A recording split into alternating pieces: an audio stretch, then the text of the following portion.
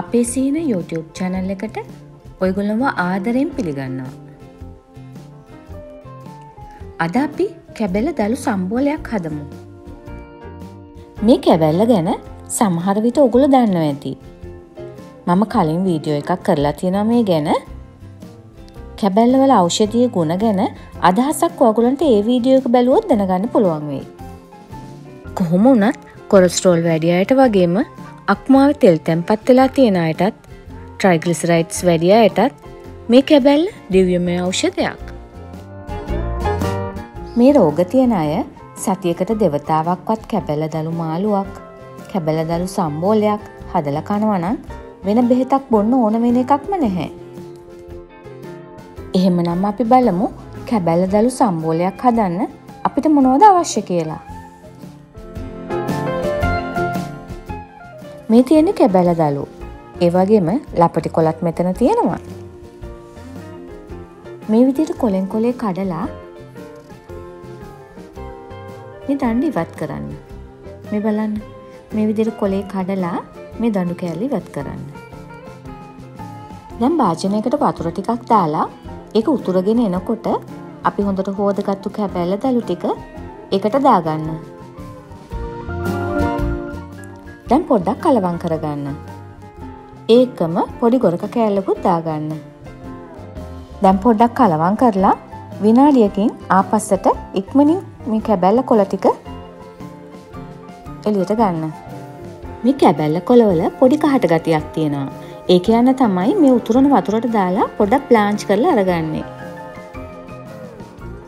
මේ කැබැල්ල දළු වල වතුර බේරුණාට පස්සේ ඒක චොපින් බෝඩ් එකකට දාලා අපි ඒක හීනියට කපා ගමු.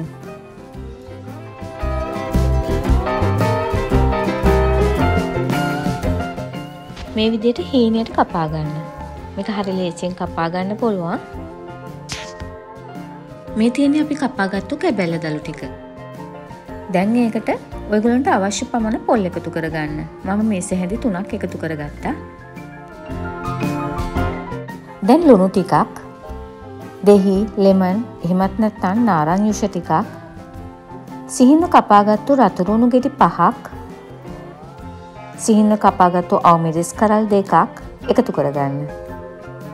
දැන් එවලෙම කුඩු කරගත්තු ගම්බිරිස් කුඩු තේ හැඳි කාලක් විතර එකතු කරගන්න. දැන් මේ ඔක්කොම ටික කලවම් කරගන්න. පැඩිය තදින් කලවම් කරන්න යන්න එපා. හිමීට මිශ්‍ර කරගන්න. දැන් ඔයගොල්ලෝ කැමති නම් පොඩි තක්කාලි ගෙඩි භාගයක් මේ විදිහට පොඩියට කපලා ඒකත් එකතු කරගන්න. දැන් ඒ ටිකත් හිමීට කලවම් කරගන්න. අපි දැන් මේ කැබැල්ල දලු සම්බෝලේ හදාගෙන ඉවරයි. ඔයගොල්ලොත් මේ වගේ රසම රස ඖෂධීය ගුණ තියෙන කැබැල්ල දලු සම්බෝලයක් හදාගෙන රස විඳී කියලා මම හිතනවා. අපෙන් වඳ වෙලා යන මේ වගේ ඖෂධීය ගුණ තියෙන දේශීය ශාක අපි රැක ගනිමු. අපේ ගෙවල් වලත් මේ පැල වවා ගනිමු. ඇත්තටම මේ පැලේ පඳුර වගේ ගෙදරක හදාගන්න පුළුවන්. එහෙමනම් තවත් අලුත් දවසක තවත් අලුත් රෙසිපි එකකින් අපි හම්බෙමු. ඔයගොල්ලෝ මේ වීඩියෝ එකට කැමති නම් ලයික් කරන්න, ෂෙයා කරන්න, ඒ වගේම ඔයගොල්ලන්ගේ වටිනා අදහස් කමෙන්ට් එකක් විදියට දාන්න. ඔයගොල්ලෝ තවම අපේ සීන YouTube channel එකත් subscribe කරලා නැත්නම් මේ වීඩියෝ එක පහලින් තියෙන රතු පාට subscribe button එක press කරලා ඒක ඉදිරියෙන් තියෙන bell icon එකත් all කරන්න.